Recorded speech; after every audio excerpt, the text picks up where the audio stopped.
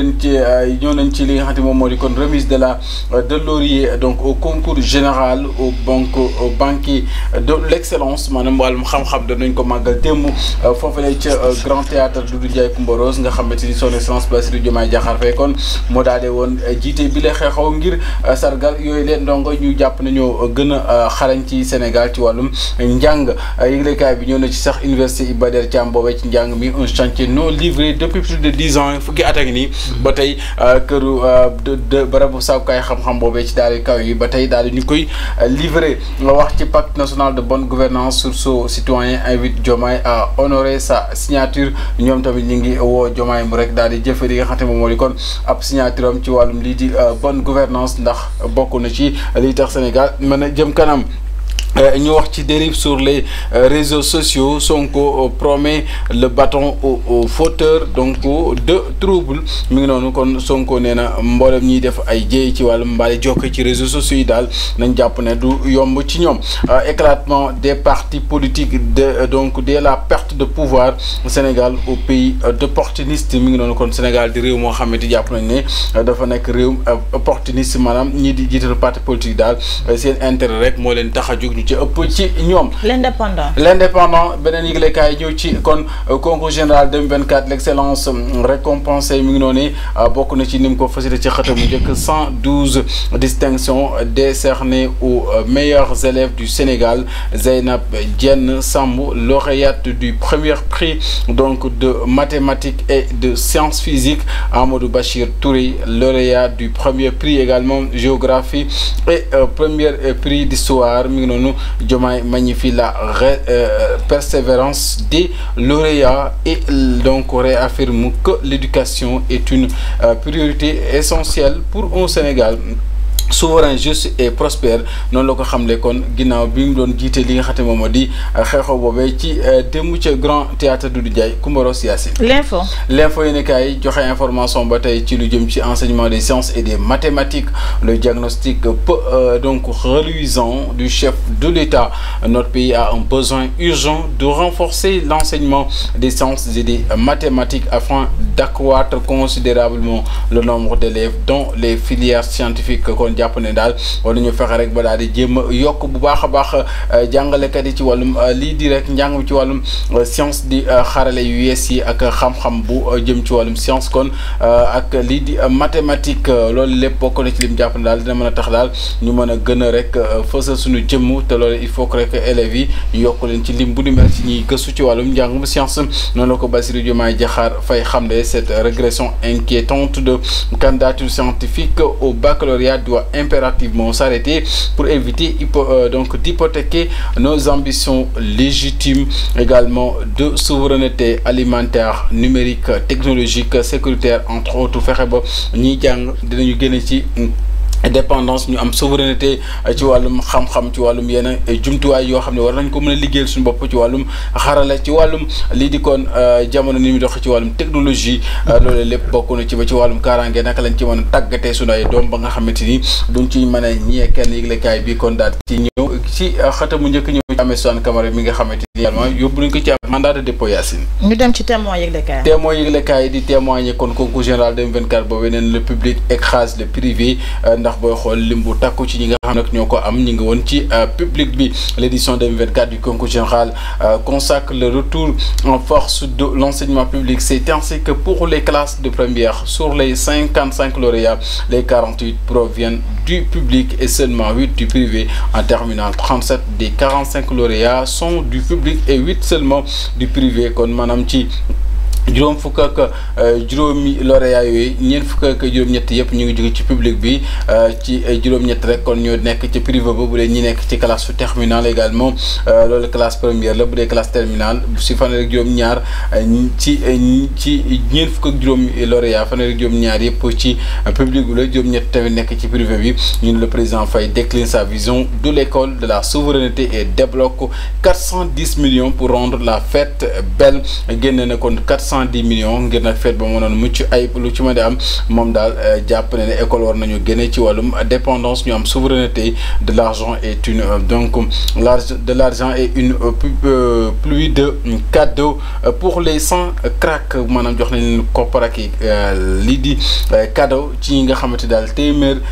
lañ ne nag ñoom ñi nga xam daal dañ ne dañoo nekk ci ay borom yi xam-xam la ay kàng fóore wala boog ay kàngam lañ ci wàllum gëstu bi ci njàng mi yaasi lii quotidien ne lii mooy concours général bi amoon dem kon Sénégal soxla na scientifique yi soxla na borom xam-xam yi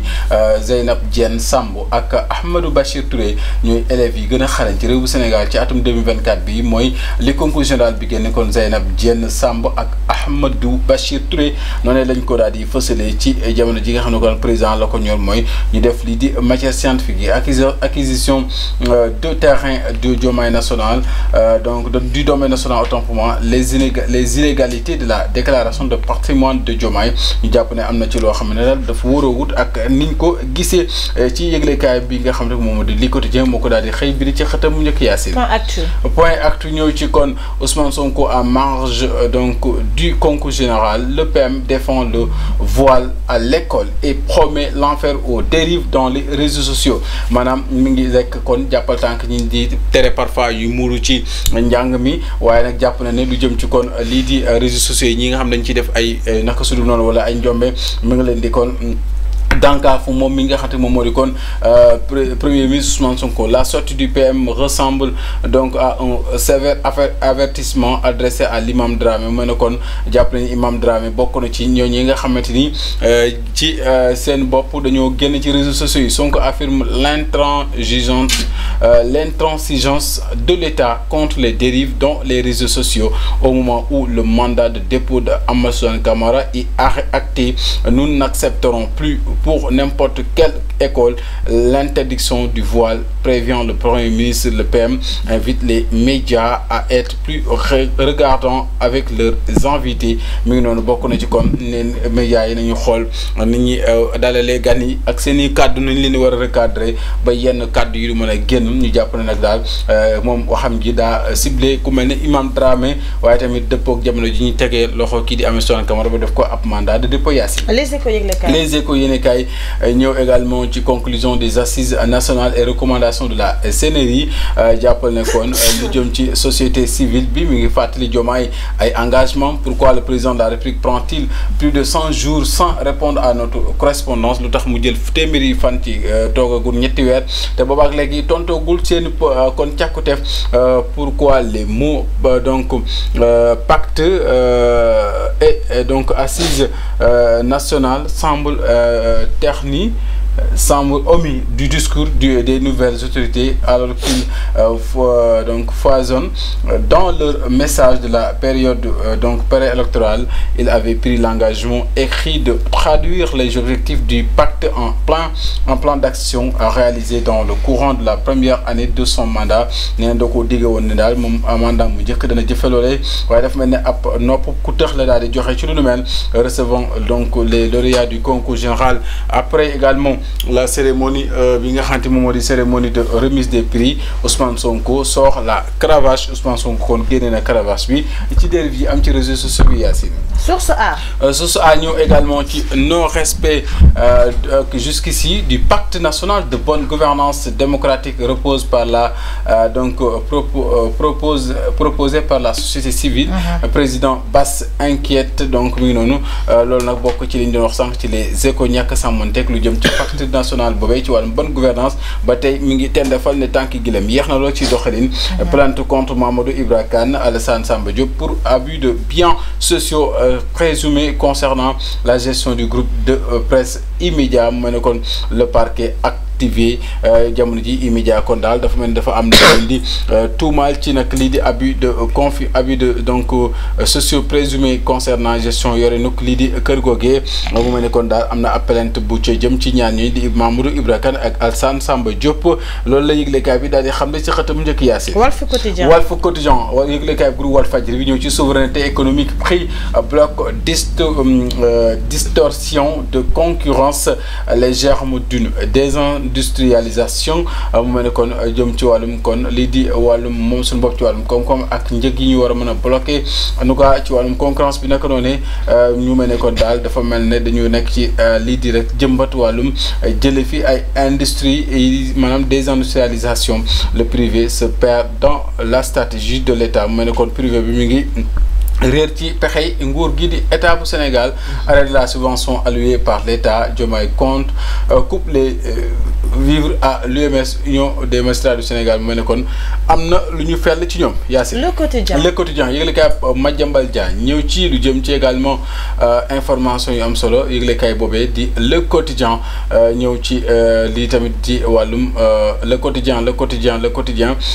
mu mel ne ji bi naan ñu dem ci yëglekaay bi le quotidien marché financier de l'UEMOA le Sénégal ne se cache plus 66 milliards levés lundi dernier kon Sénégal mi ngi wëri kopparam juróom-benn fukk ak juróom-benn ci ay milliards daal nañ koy kon jël ci altine ci niki donc barki démb marché financier de l'UEMOA boobee lañ ko daal di amee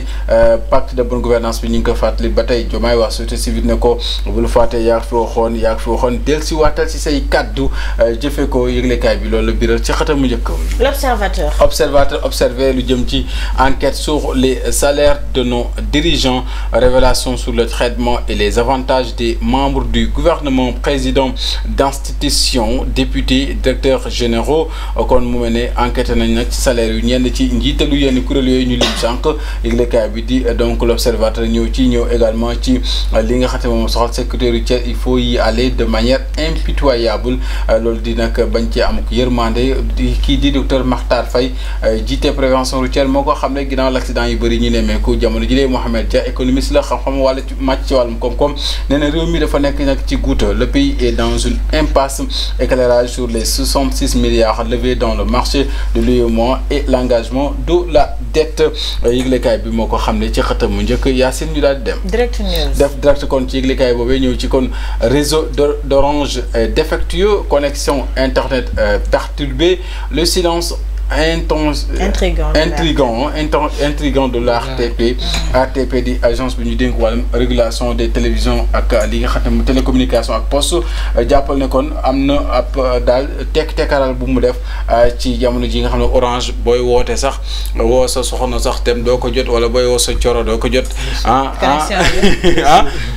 réseau bi normal loolu aussi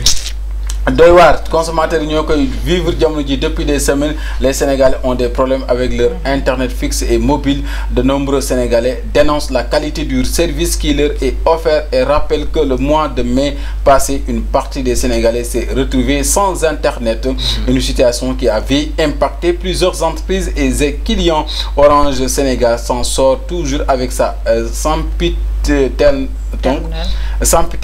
donc chanson nous réitérons nos excuses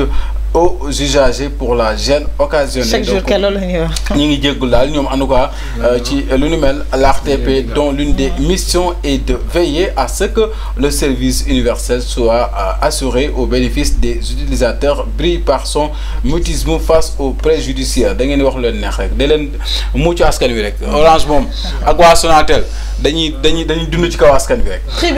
Tribune yëglekaay flambée du prix du produit de plus donc le plus brisé ñu wax kon café Touba plus cher que le riz et l'huile loolu moom doy na waa di café Touba bi léegi moo gën a cher diwlin ak li nga xamante moom moo di ceeb bi ndax nee nañ kilogramme bi mi ngi jógee ci 2800 àgg ba ci 5000 léegi lii di kilo café kilogramme café.